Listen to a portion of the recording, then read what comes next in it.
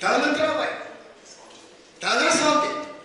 Mais loolu tant que dialogue amul waxtaan amul ku ci nekk nangoo ñëpp toog nangoo waxtaan mais Sénégal keneen nit mënu ko defar te yow bu ñu la woon réew loolu jox ko keneen ñëpp taxaw na Sénégal du soxla bi problème mooy am waaye bu ñëw na Aliou Diagne ñëw na keneen ak keneen ñëw ngeen toog def lii nag moo war a continuer dans ce pays et je pense que bu ñu jógee fii les autres secteurs vont prendre exemple. ñëpp toog contre le temps parce que kilifa yëpp laa fi def toutes les sensibilités moo tax man lii nga def nii war nañ ko multiplier génne ko wane ne yow dialogue ba mu doon wax mi ngi nii moo indi lii tey te yow loolu nga dëgg la ci yow te loolu nga wane parce que yow newuloo fi kenn dégg naa seen intervention ba tey nga ñëw naan takku sax nga wax la nga wax. ñëpp nga ko wax ci lu yàq-yàq réew ak ku nekk ak sa responsabilité ku nekk am nga ci sa part de responsabilité keroog ci sa intervention chaque takku sax dama lay déglu dama lay seetaan kon li nga def ni ñëw yow yaa ñëw tu es venu à une heure où sa organisation na taxaw jàppale dialogue boobu nga wax nga jàppale ba Sénégal fa mu war a taxaw mu taxaw fa mu li nga métti bi mu war a métti parce que nii la ñuy réagir il faut être concret c'est ça il faut être objectif et concret waaw moo tax ñun suñu parti le RDS de Latif Guèye qui avait Jamra ci yële daan yëngu ci trop ci ay depuis combien d'années mu génn àdduna mu ne léegi comme léegi man dama yoroon Jamra te moo moon bokk ci pour fi nga xam ne fa la ñu décidé naa créé RDS il a ressuscité mu génnewaat RDS que son père avait mu doxal ko ci la créé les lois applicatives Latif Guèye sur la drogue ba ñu accepté donc lii nga def nii moom loolu sunu secrétaire général nañu na nga dem ci rencontre boobu ndax lii mu def ba ki dem rek la waa inondation bi ñëw bi ñu ñëwee d'ailleurs nous sommes dans le comité auprès du Premier ministre sur l'inondation ñu boole bi parce que y a des jeunes qui sont là-bas ñëw au niveau de RDS ñu ne yéen parce que dañu bëgg lii ngeen ci affaire inondation bi yow nga waxal ñu seen yow mi nga xam mën nga jot ci état bi wax ñi problème yi am foofu yëpp ba ñu lay wax ko Premier ministre mu jël gars ñi jël ñu dugal ñu dans le comité de inondation auprès du Premier ministre pour régler le problème donc encore une fois sëriñ bi maa ngi lay gërëm di la sant te xam ne lii nga def nii c'est un symbole te lii am na lu mu reflété. Je pense pour cette assistance, pour avoir durant ma courte carrière réalisé 2 doctorats sur Dakar en sociologie, une en sociologie urbaine et une en sociologie économique, chaque fois consacrée à Dakar, je peux considérer que je suis l'une des rares personnes à avoir fait 2 thèses sur Dakar. Donc lorsqu'on parle de Dakar, je crois qu'en tant que technicien, j'ai quand même un propos. Le propos, comme je suis sociologue, j'ai observé un ensemble de comportements et je me suis beaucoup intéressé aux résiliences. Lorsque des phénomènes de crise se produisent, lorsqu'il y a des inondations qui s'opèrent, lorsqu'il y a des maladies chroniques qui s'installent dans la vie, lorsqu'il y a un déficit d'assainissement, les populations ne restent pas les bras croisés. Avec leurs élus, elles développent des initiatives. Cet ensemble d'initiatives de résilience sont des supports à partir desquels les politiques publiques peuvent être élaborées. Du moins, ça peut inspirer les politiques publiques.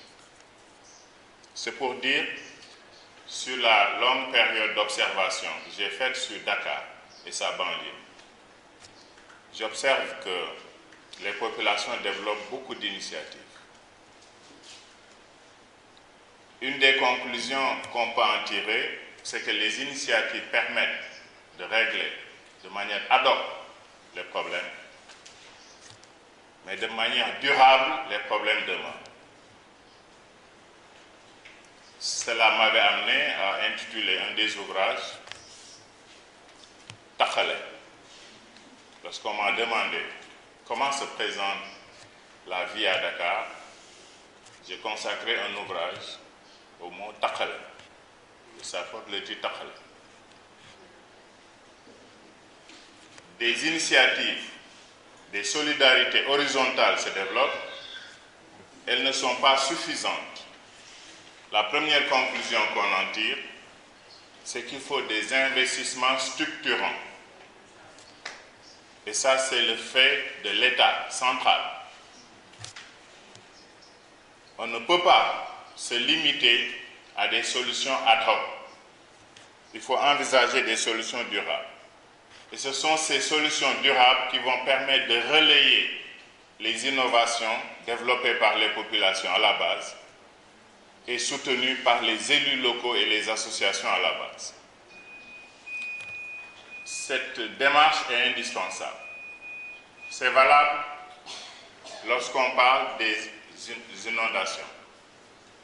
C'est valable d'autant plus que face aux inondations, les initiatives se développent. Mais ces mécanismes de solidarité, comme celles qu'on vit aujourd'hui, doivent être relayés et accompagnés par de la solidarité verticale. Et tous les spécialistes de protection sociale vous diront que face à ces dynamiques horizontales, il faut des mécanismes de solidarité verticale. Et ce qui fait le plus défaut, c'est cela.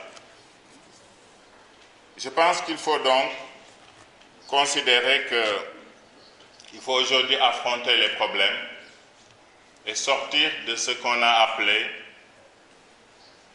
la démarche ou l'illusion postmoderniste. C'est quoi l'illusion postmoderniste? Je l'ai entendu tout à l'heure. C'est face à des problèmes, au lieu de les affronter, on déplace les problèmes. On diffère les problèmes. On ne peut pas se limiter à faire semblant de régler les problèmes. Si les populations, en entendant les pompes, s'imaginent qu'on est en train de résoudre le problème, mais qu'à terme, le problème n'est pas résolu, n'est pas en train d'être traité, on fait semblant de régler le problème. Ailleurs, on l'appelle des multiplicateurs de liens de confiance. On crée des liens de confiance, on les multiplie, ce que Soros a appelé les multiplicateurs de confiance. On ne règle pas les problèmes, il faut affronter les problèmes. Le peuple a besoin qu'on affronte les problèmes. Et je crois que ça, c'est très important. Nous avons aujourd'hui été invités à ce qu'on peut appeler un banquet de la responsabilité collective. C'est cela l'enjeu. Je crois que Mme le maire Wade l'a dit tout à l'heure, c'est cette responsabilité collective qui est en jeu. Il nous faut assumer nos responsabilités. Nos responsabilités par rapport au bien commun, au bien public. Et développer des mécanismes de contrôle citoyen forts. Il me semble essentiel de travailler à cela. Développer un contrôle citoyen décisif qui permette de replacer la planification à sa place. On ne peut pas continuer à improviser ou à adopter des solutions ad hoc qui ne sont pas des vraies solutions. Et je crois que c'est ça le message. Le message, c'est qu'il faut qu'on dialogue ensemble de manière à élaborer les solutions de planification décisive. Autrement, nous n'aurons pas réglé le problème de l'hydraulique, nous n'aurons pas replacé l'hydraulique à son niveau stratégique et on n'aura pas non plus, comme ça a été évoqué, dans d'autres pays,